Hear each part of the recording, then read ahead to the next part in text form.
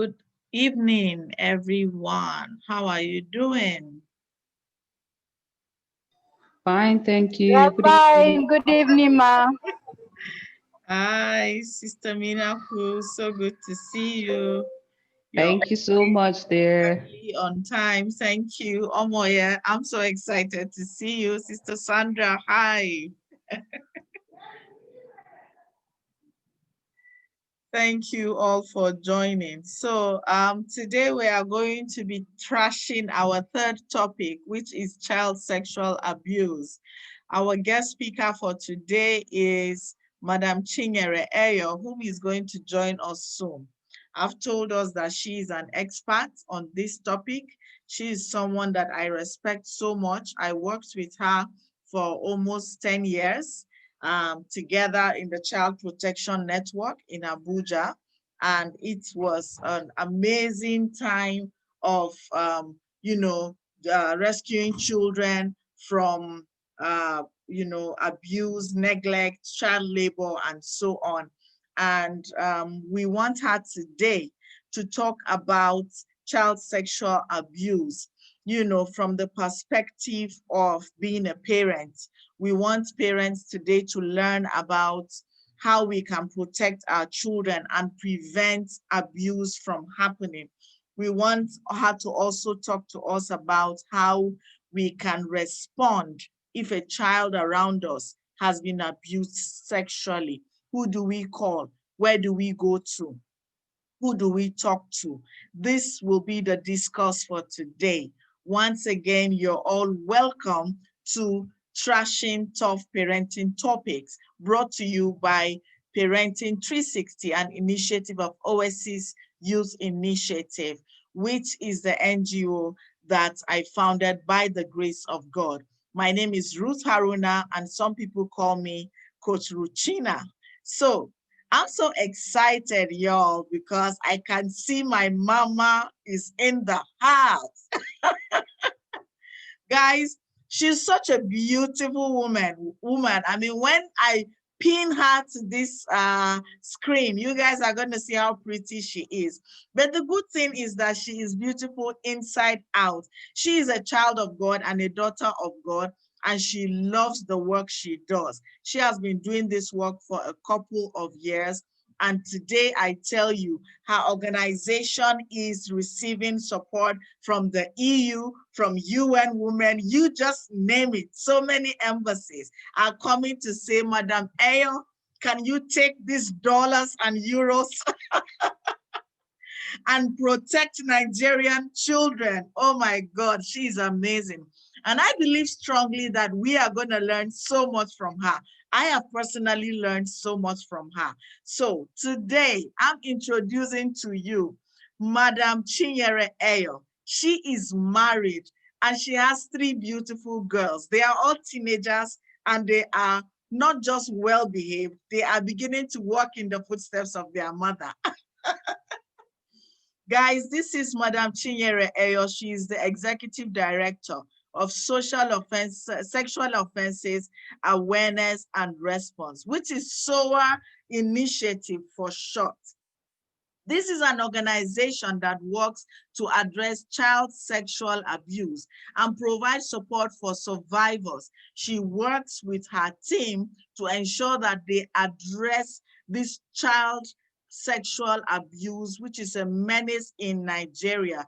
They provide support for survivors through counseling and other access to justice and other forms of support. The exciting thing is that she is also an author of a book. That book is called Bimbo's Pain. It is an awareness tool for girls. This book is a book I need to buy for my daughter when she turns 8 so that she can read this book and cement whatever we have been discussing and talking about. Now, this woman has used this book to create awareness about sexual violence and it addresses issues of why can't I stop, the truth about pornography and how to break free from pornography. Are you struggling with pornography? Do you have a child struggling with pornography? You need to get this book and get some tips and strategies.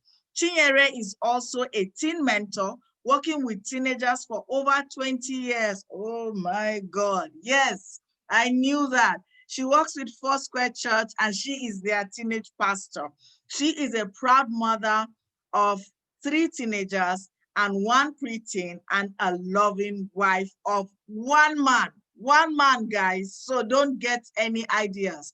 Fathers in the house. You can just receive the strategies and tips she's going to teach us today. And then you can buy her book as well. Guys, with no further ado, I'm going to be welcoming Madam Chinyere Eyoh. Please, Ma, could you unmute yourself and say hello to the house, please? Hello, can you hear me? Yes, we can hear you loud and clear. Hello. Hey, Ruth, you, in fact, should I say flatter me or I really feel so honored to be here. Hello, can you hear me? We can hear you. Yes, Ma. Thank you so much for joining us. Yes, we can.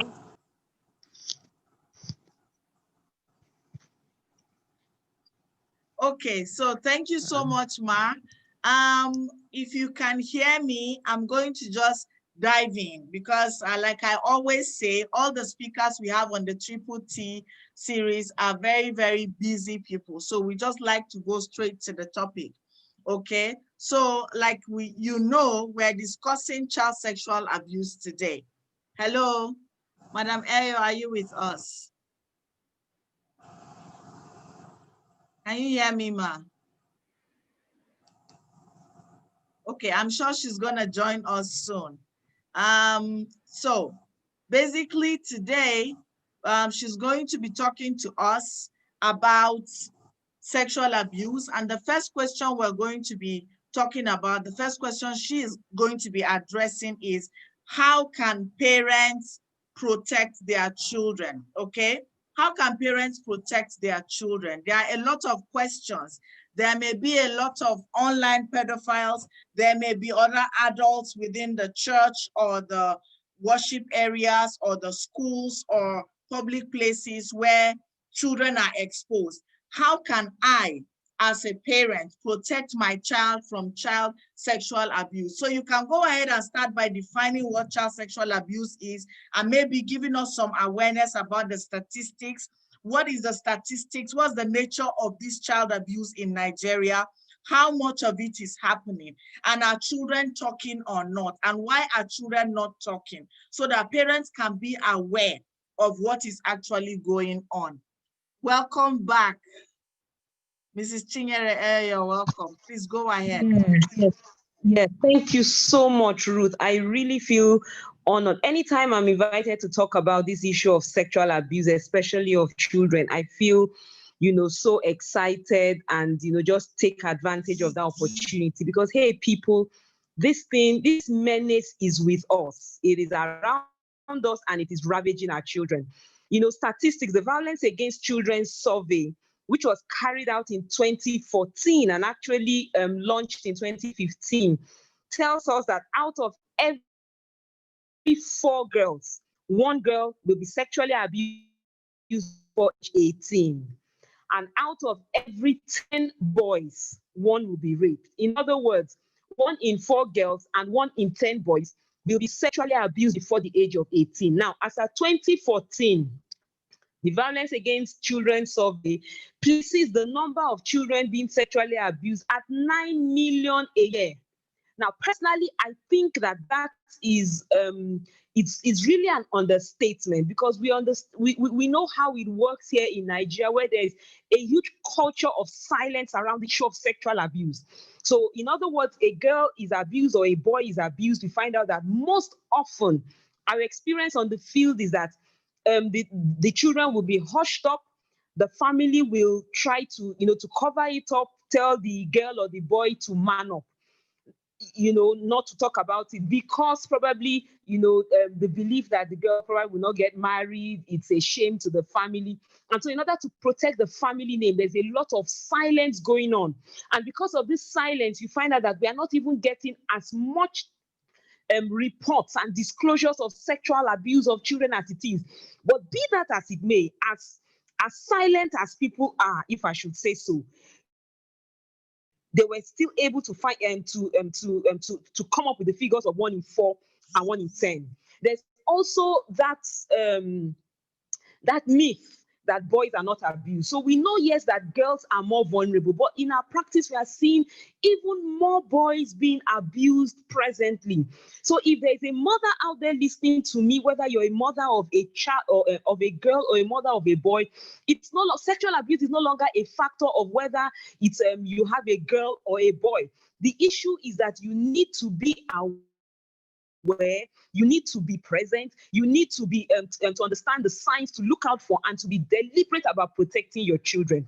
Now, what exactly is sexual abuse? Sexual abuse is any sexual activity that takes place with a child. Any sexual activity, and this sexual activity can be broken down into 2 parts.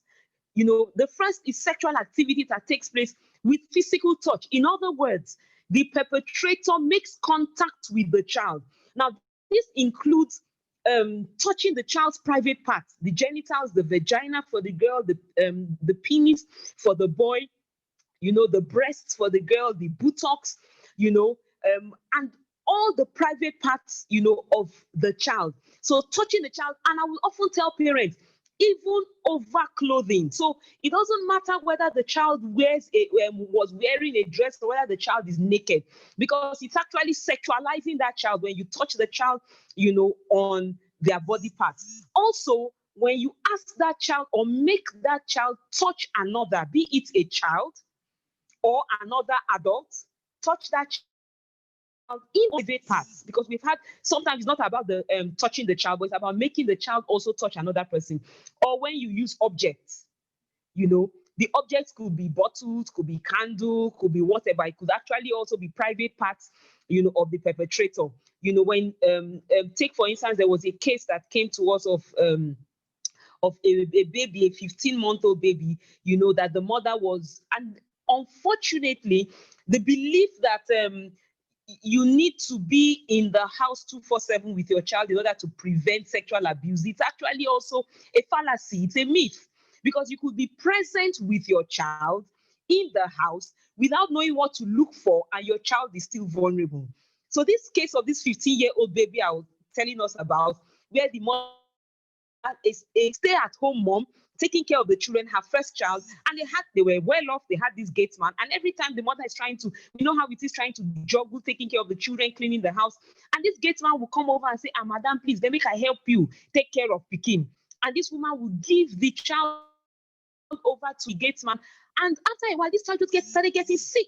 Took the child to the hospital, and the woman was like, look, your child is being exposed somehow. The child, has abscess. This, and the mother was saying, for goodness sake, how can this happen? At the end of the day, she found the gatesman's penis in the mouth of the baby. So we see also placing of objects or body parts in, the mouth or the anus or the vagina of the child, as the case may be. So that is sexual abuse that takes place with physical touch. We also have sexual abuse where physical touch does not take place, but the children are being sexualized, and it also has untold negative harms on that child. What are we talking about? Pornography. Fortunately, very soon, our organization, we are going to be launching a national campaign to expose the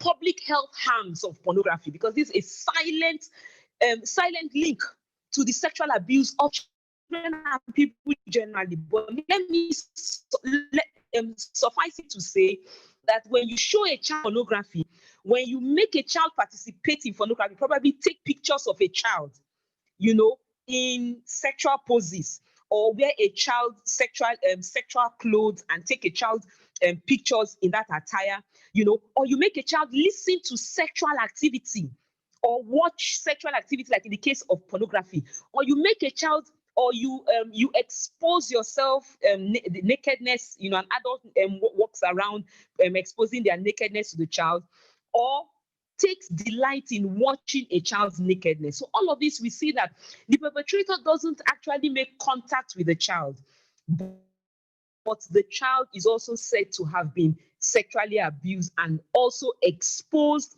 and victimized, as the case may be.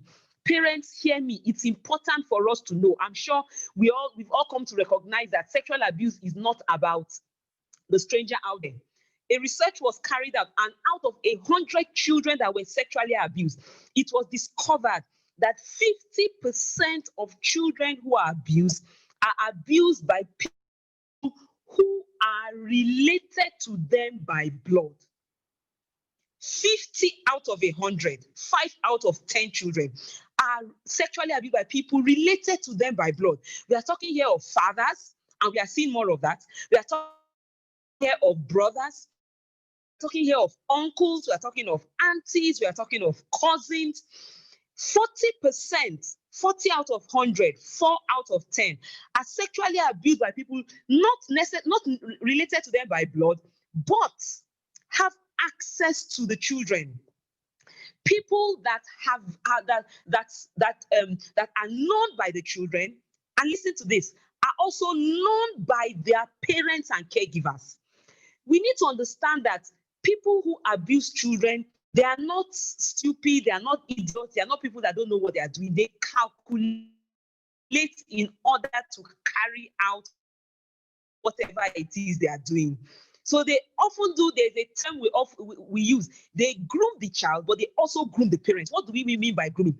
Grooming is talks about activities they carry out in order to endear themselves to the child and to the parents, so that the child and the parents are comfortable with their presence and comfortable with allowing them, especially for the child, carry out sexual acts with them without talking, without reporting. Now, we know that naturally, if a child is usually, if a little child, probably a stranger comes up to them and says, remove your clothes, the child most likely will say no, because it's a complete stranger. But you see, the trick there is that the perpetrator now comes in, builds a relationship with that child, probably gets permission from the parents to spend time with that child, talk about maybe probably the house help, talk about the lesson teacher, talk about probably the gardener, the driver, anyone that has access, and makes that person relevant in the life of that child. By things, shows the child love, and children are not difficult to please. You need to just buy 10 naira sweet for a child, or for mommy, don't mind mommy. Anytime mommy beats you, come to me, and just be available for that child, to play with the child, to talk to the child, and you become that child's friend. You become an uncle or an auntie where that child is concerned. So we see that the grooming process makes it easy for people who are not related to the child to have access and to abuse that child. Now, that statistics I'm referring to now says out of that 100, only 10% of these people are strangers. So we see when it comes to the issue of abductions, when it comes to the issue of physical safety of your child, yes, you teach the child about stranger danger.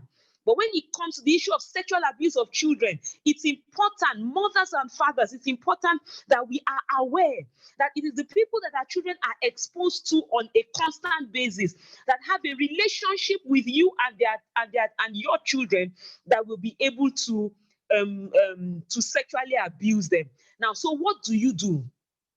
How do you protect this from happening? How do you protect your child? What information do you give your child that will, to a large extent, protect your child and make your child knowledgeable about what to look out for?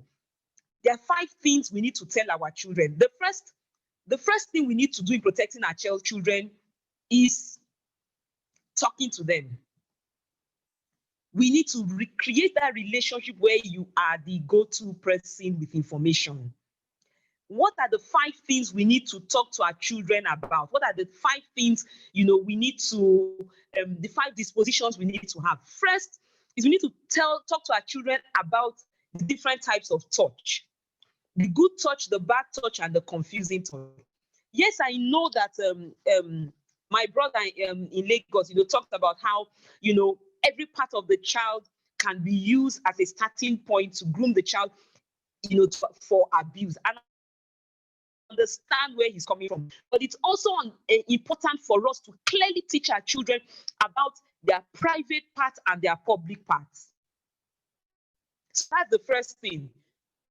Teach your children about their private parts and call the private parts by name. Don't give them pseudonyms. And you know why this is important, Ruth?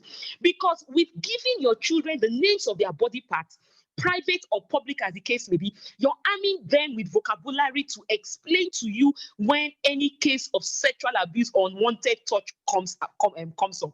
Yes, ma'am. So teach your children about the good touch, the bad touch, and the confusing touch. The good touch is when somebody touches you in your public part that everybody can see, on your head, you're playing on your head, on your hands, on your legs, and it's, bad touch is when somebody touches you in your private parts. And they will usually do this when you are alone. Now, even if they touch you in your private parts, public, could now be a confusing touch because you're not sure, why will uncle or auntie do this to me? Or somebody touches you in a way you're not comfortable, whether in public or private. That's a confusing touch. And it's important that we teach our children that when somebody touches us with confusing touch, they should come to us and let us know so that we will determine together if this is right or wrong. So the first is teaching them about their private and public parts. The second is about teaching them about the difference between the good touch, the bad touch, and the confusing touch. The third is to explain to them that, not all uncles and aunties are good. That sometimes even uncles and aunties that you know and you like and you love, that buy you things and shower you with all of their attention, could also touch you bad touch. Now, why is this important? Again, because of what I've said about the grooming process. Because it's the people who know these children. It is the people they love. It's the people they built a relationship with that will touch them negatively, that will sexually abuse them. So we need to arm them with information that even these people they like,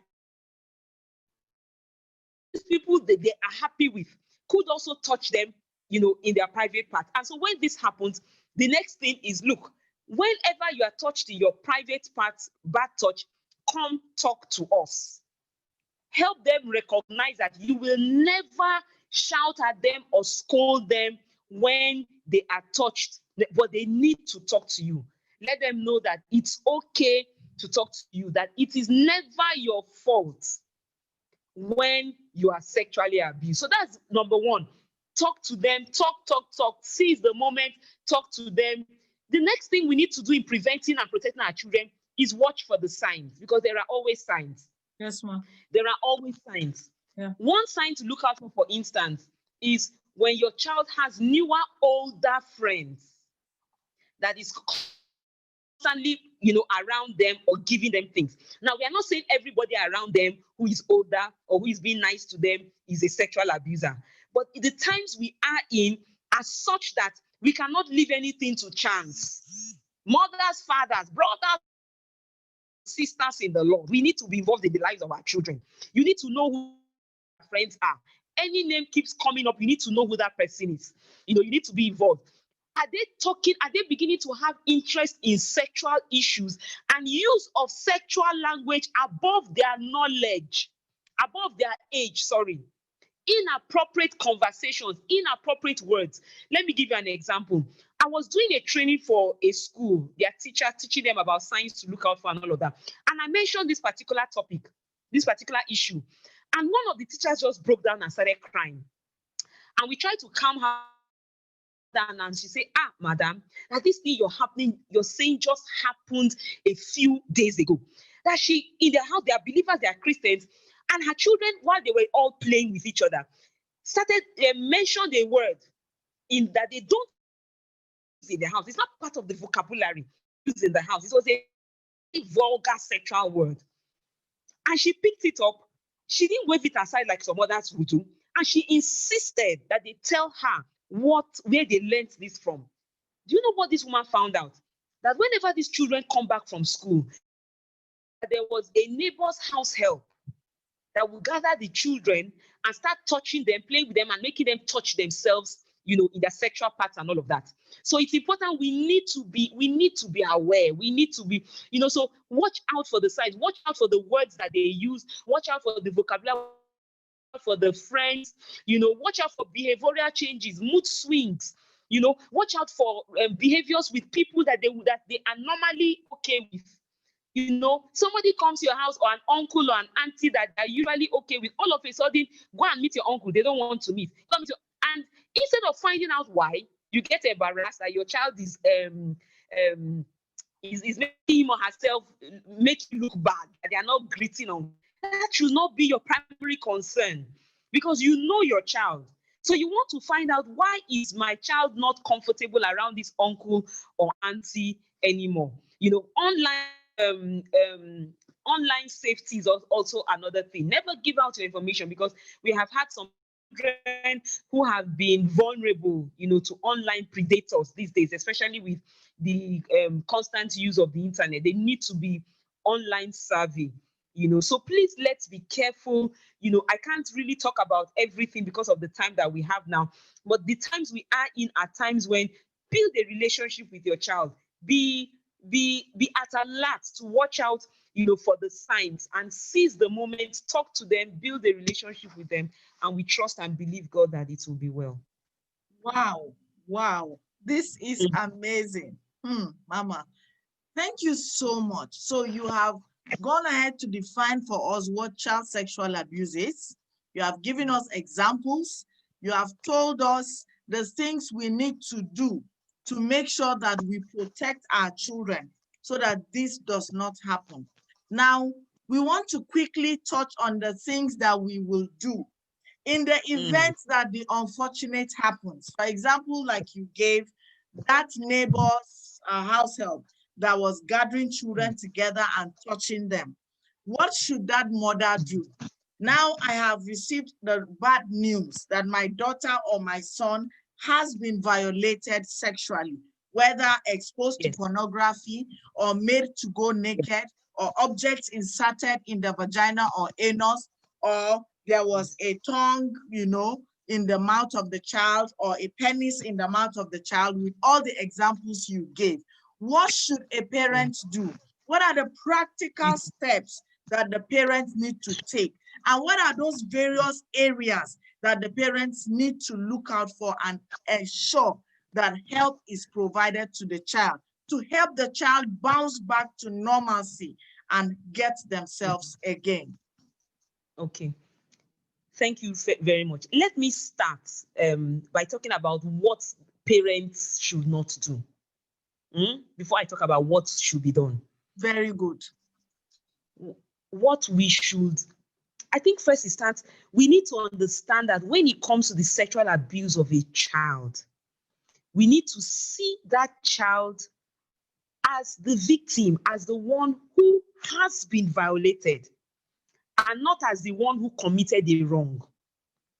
If you understand that wrong has been committed, because it is very, very dicey, because the usual response of a parent is to beat the child, is to shout on the child, is to tell the child every reason why it is the fault of the child, even when an adult is involved. What you're doing, you're further victimizing that child and making it even more difficult for that child to heal from that experience. So one thing I would say is never blame a child who has disclosed or has been shown to have been involved in a sexual activity, because that child is only responding to what he or she has been exposed to. Please, I cannot overemphasize that. Never blame the child. Secondly, it's also important that we help that child recognize that it is not their fault. A child has been raped. A child has been serially exposed probably to pornography and all of that, and made to do a whole lot of things. It's important that we do that. Don't blame the child, and let the child understand it's not their fault. Let the child know that you're available and that you want to help. What should you do now? What you should do is really on the kind of, because I talked about the different forms of abuse, the kinds of exactly the other child has been exposed to. Now, if we identify that probably there was no penetration, the first is sit down the child and have a conversation with your child. A child has been exposed to pornography, for instance. You want to talk with the child. How did this happen? What forms of pornography exactly was that child exposed to? The child has been touch and all of that. How? When did it start? Where did it start? Who did it? Where was the child touched? How long has it gone on? The parent involved also needs. Do not panic. Do not panic. See, because the child needs to see you in control. I hope I'm not mixing this, but as I'm talking, just be taking the one that is yes, ma. It's flowing. We're getting you. Do not panic. Whether it's a child that came to speak to you, or maybe you found out this happened, please do not panic. Do you know why I say this? Because when you panic and when you throw a tantrum and when you react, you make the child even more scared and even more reluctant to want to tell the truth. The child wants to cover up because the child does not like what he or she is seeing. If it's probably the child that came up to talk to you about it and came to disclose, and you're panicking and you're throwing a tantrum, you're also showing that child that you are unable to handle the situation. So the child now begins to change their story or recant. Now, let me say this here. Every time a child probably comes up and discloses and says, you see, auntie, uncle, I was sexually abused, and then probably recant, most likely, research and experience has shown that it is the first statement the child gave that is the truth. The child probably recanted because he or she is not getting the response that he or she expected to get from people when they spoke about it. So you need to be cool-headed, you need to be clear-headed, you need to have that conversation with the child, and move on from there. Now, if there has been physical contact, if the child has actually been raped, if there was sex that was involved, if a bit of probably there was a struggle, it was a rape and all of that, the first thing you should do, please take that child for medical exam. That child, especially if it's 2 hours. Are you there, Ruth? Can you all hear me? Yes, we can hear you loud and clear, ma. Okay, beautiful. Thank you. So we need to take that child for medical examination, especially within the first 72 hours. Why is this important? Because within the first 72 hours, that child will be given PEP. It's called post-exposure prophylaxis, where that child can be given drugs and medications that will help prevent HIV/AIDS and other STIs. Now, that is important. After 72 hours, that window is closed. And if that child probably was, the person was HIV/AIDS, that child becomes HIV positive. And this will really be an unfortunate situation. There was this really unfortunate case that we handled, I think 2 years ago, of this girl who was being sexually abused by her sister's husband. And it went on for years, and this girl could not tell her sister. She didn't want to break the marriage. She didn't have anywhere else to go. And the man was threatening her, if you tell your aunt, she won't believe you, and I will make sure you're driven out of the house. So the girl just felt her parents were dead. Her mom was dead. Her father had remarried. She didn't have anywhere to go. This was the firstborn of the house. So she just felt stuck in that kind of a place until, she was in school. Her counselor, we had trained, noticed, spoke to her, then called us in. Would you believe it? During the investigation, we reported to NAPTIP and all of that. We found out that this girl was HIV positive already. Oh, Lord. Oh, no. Really, really unfortunate. So we need to, as a case of, first response, take that child for medical examination. Apart from preventing HIV/AIDS and STIs, another reason why this is important is because if you intend, which I feel every parent, every caregiver should want to do, if we want to access justice, that information is critical and is key to you winning your case. Yes, ma'am. We've not progressed in Nigeria to the point where, probably if you don't have that, you can, every right now, that is what will clinch your case for you. Yeah. So it's also important that you have the medical examination, and it must be from a general hospital. Okay. You cannot go to a private clinic. Wow. Because it's your family doctor, is your family friend, because it's not recognized in courts. Okay. So it must be a general hospital. Also, as difficult as it is, We are not praying that this should happen, but in case we're in a situation where we know a crisis, a situation where this has happened, please let that child not take her bath or his bath or anything, because all of this will need to be examined. If a child washes up, then it means that a majority of the evidence is also washed up, and there's really nothing that can be found, in the place of the examination, apart from just probably giving drugs. So medical examination is the first. Then you go to report, please. We are not really popular about reporting in this country, again, because of that culture of silence. And I understand the shame and the stigma. But what is the shame and the stigma really about?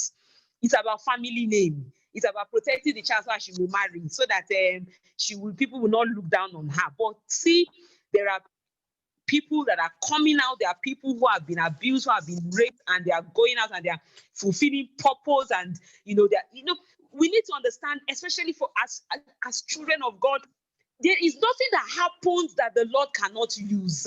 There is nothing that can, something else that the Lord will know. Let me not even get into that. So let me not even get into that. So please, we need to report. Because if you don't report, if we don't begin to bring up proceedings and litigations against perpetrators, you know what we are doing? We are giving them license to continue to abuse children. Yes, A ma'am. perpetrator will not stop just because he was caught. We had a case. Now listen to this, those of us that are out there. We had a case of a father who the mother came to us because she knows what we're doing. We set up structures in communities, and one of these structures, a mother came and reported to the CCPC, the head of the committee established, that her father sexually abused her 15 or 18-month-old daughter.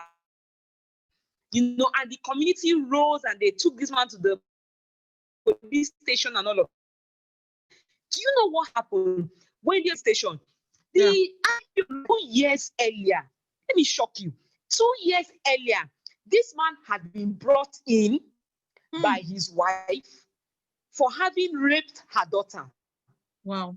She had, I think, a 13 or 15-year-old daughter who she had in another relationship.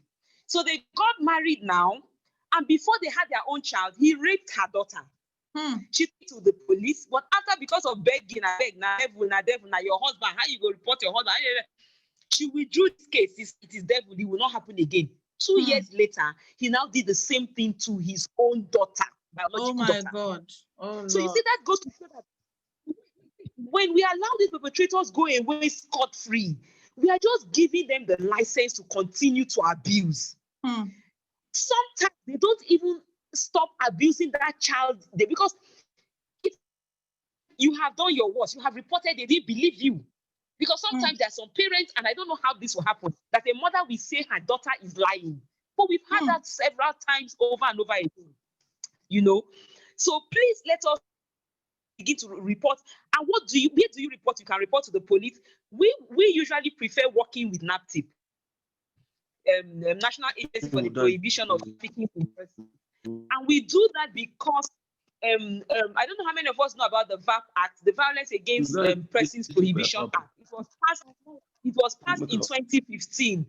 And NAPTIP is now responsible for implementing that act. That act is that brings up fantastic violations, penalties against perpetrators. It's the most comprehensive law that we have that tackles the issue of violence, and especially sexual violence. In fact, that act recognizes rape against boys and men, which our other laws, the penal code and the criminal code, does not. It doesn't recognize, it doesn't say a man can be raped or a boy can be raped. So you can either take it to the police, you can take it, to NAPTIP. But let me put a word of caution. We know that our country and our legal system, our law enforcement, we are on our way to the promised land. We are not there yet, That's with prayers right. and all of them.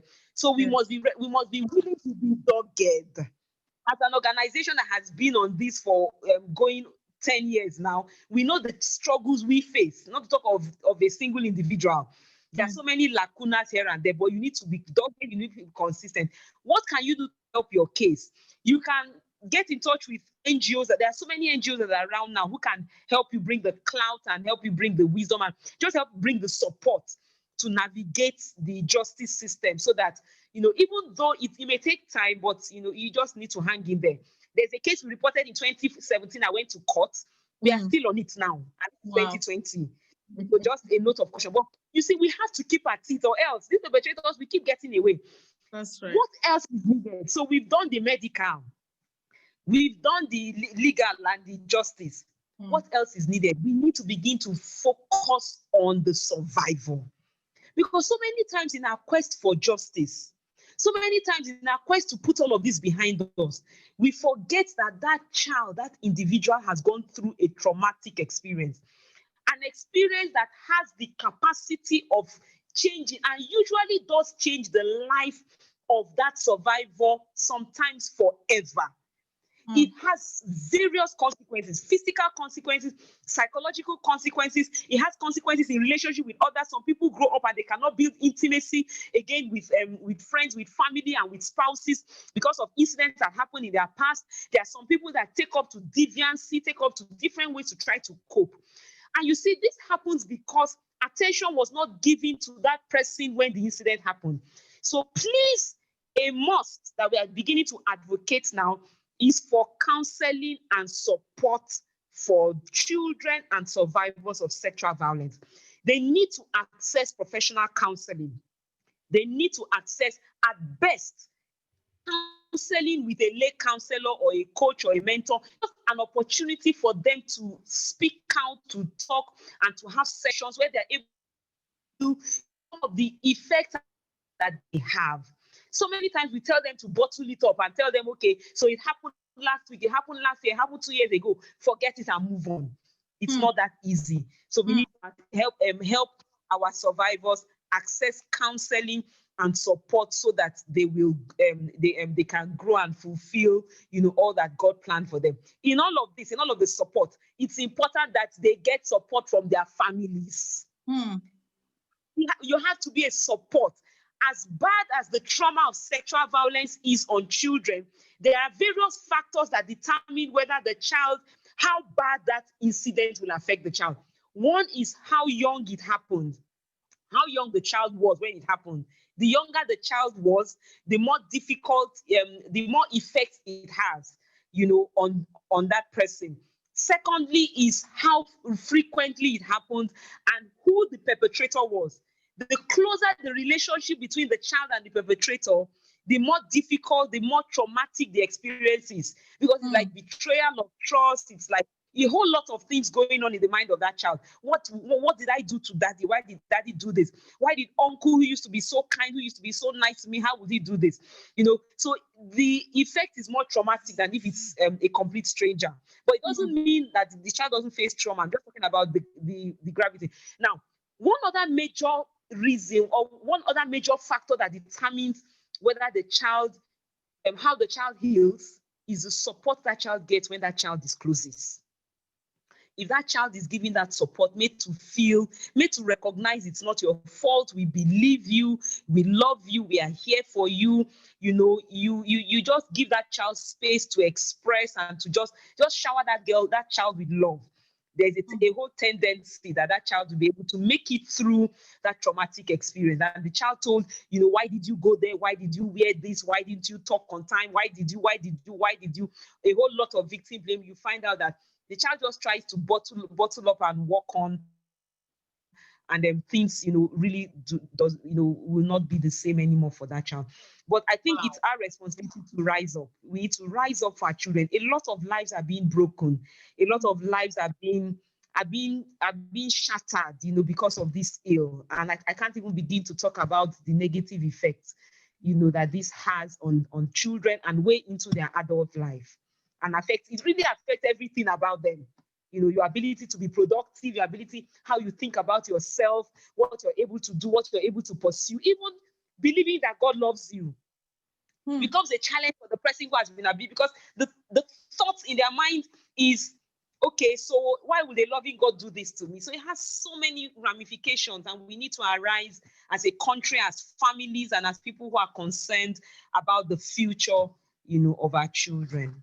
Oh my God, this is so amazing. I am so excited. And I thank you so much for ending with a call to action. This is a job for parents, for every human being that cares about the well-being of the child. This is amazing. I believe that the 20 parents that are listening to you in this meeting room are learning so much, okay?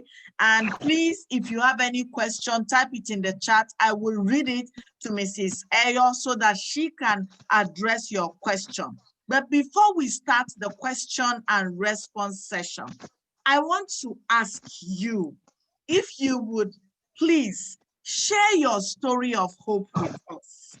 Because when I heard your story the first time, oh my God, you know, when I did the tree of life, I was telling myself that I'm a traumatized person, oh, and I have survived a lot of things in life.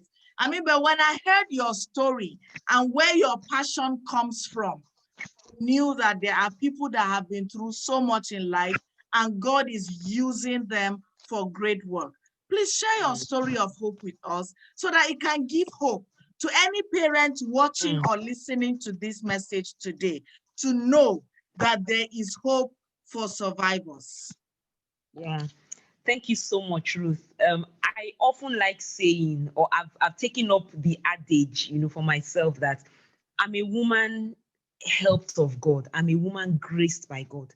At the age of 4, I was sexually abused by my uncle. It was a one-off experience. I didn't understand what uncle was doing to me. I was so young then. It happened on the sitting room floor in our house. Nobody was around. I'm too long ago. I can't remember what happened. But I remember that my relationship with my mom was okay. But then in the 70s, you just knock about kind of things. I didn't know. I couldn't bring it up with my mom. The only thing to her I told her about was, "Mommy, my bum is paining me," and she could just say sorry because she also could not imagine that. She couldn't even imagine in that direction what had happened. 2 years later, when I was 6, my father's younger brother came to stay with us, and from the very first day he walked into our house, Ruth, he started sexually abuse. Remember, I said sexual abuse about the physical and non-physical touch. He put me on his lap, and there in front of my parents, started using me to sexually stimulate himself, and he became the perfect uncle. Took me through the grooming process. He was nice, he was friendly, he would do things and all of that, and then began to slowly touch me and all of that. Began an 8 year of abuse at home with parents. My mom was a stay-at-home mom. She never worked, all through my years in but under her nose, I was being sexually abused. And I say this because of a statement I made earlier that a child being vulnerable to abuse is not a function of whether you stay at home or not. It's a function of the information you know and if you know what exactly to look out for. My mom didn't know what to look out for. She couldn't even think that something like that could happen. And so for 8 years, I was sexually abused. I was raped. It came to a point where I accepted it as my normal. I was not threatened or anything, and that was one thing I didn't really talk about, why children don't talk. I wasn't threatened, but I had what I call an over-sympathetic conscience. I was okay, so what will happen if my uncle left the house? If I told my father, they would drive him out of the house, and then everybody will know that I was being abused, and then everybody will start pointing to me. So I was afraid of the shame and the stigma that this thing, and he would things like, nobody will believe you and all of that. So I just accepted it until about 13 years or so when nobody spoke to me. I just told my uncle, I'm not doing this anymore. But Ruth, by that time, I was already damaged. Psychologically, I didn't believe I could have amount to anything. I believed I was damaged. I believed that nothing good could happen to me. I had issues with inferiority complex. I had mood swings. I was the first of 6, but yet I didn't feel, I didn't, there were times I even thought about, I contemplated suicide. The only thing that stopped me was, were thoughts about my mother. At the age of 19, I gave my life to Christ. And I tell you, that was the beginning of my healing process. The book of Ephesians did it for me. When I looked into Ephesians and saw that I was accepted I am accepted in That's the right. beloved. That's That my right. experience did not negate, the plan and the purpose that God had for me. When he Hallelujah. said, that the eyes of their understanding be enlightened, that they may know the hope to which they have been called. I came to understand I had a hope that my experience had not erased, that my hope was in Christ. And in Christ, I could still fulfill that hope. And so I began to I began to drink scriptures like it was water. Wow. That was my emotional healing man. There was no counselor anywhere. All this one I'm saying, find counselor, find this. The It Holy is not. Spirit was your counselor. So, I was thirsty for God. Everywhere there was prayer, I was going, just building up myself. Got into the university, and then I was raped twice in 2 months. And I was just devastated. I was like, and that's why I brought up that bit about, questioning God. My faith just nosedived. And I was like, God, I felt betrayed. I felt like, God, how could you do this? How could you have served you? This was a sister that was preaching in Molue bosses. This was a sister that was, that was give your life to Christ and, your life will get changed and all of that. And I couldn't understand how, all of this could happen. And it was happening I remember the second time, I was raped. In fact, the 2 times I was raped. The first time I was going for an exco meeting. I was the Bible study secretary far in my fellowship on campus. I was going for a fellowship meeting, but I made a bad decision. And rather than take the road that was lit, the main road that was lit, I took a shortcut, a bush path, and that's why I will often say it's never the fault of the person who is raped. You can't. They don't need to blame. Yes, I made a mistake by taking that bush path, but does that make me at fault for being raped? The fault of the rape should be put squarely on the shoulders of the person who raped. Yeah. And so for 2 weeks I didn't go for fellowship. I was like, all of that. But there is a God that lives in us. There is a God who chases after us, who leaves the 99 and comes running after that one. And the Lord came after, and somehow the Lord, when you say he heals the brokenhearted, he gathered my broken heart and pieced it together. And just I heard a word in all of that experience that, Chinyere, I'm going to turn your mess into a message. I'm going to turn your pain into a passion. And I'm going to use you as an example to the world of what I'm able to do. And I said, Lord Father, if you can use anything, then you can use me. And that's how I started, again, continued from where, I stopped. And I thank God today. It's such a blessing. I feel so blessed to be an instrument that God will use. I share my story and I hear people who have lost hope. And I tell them there is hope. God never gives up on us. Life may give up on us. The experiences we have is not an indication of the strength of our God. We don't define our God based on our circumstances. We define our circumstances based on the greatness of our God.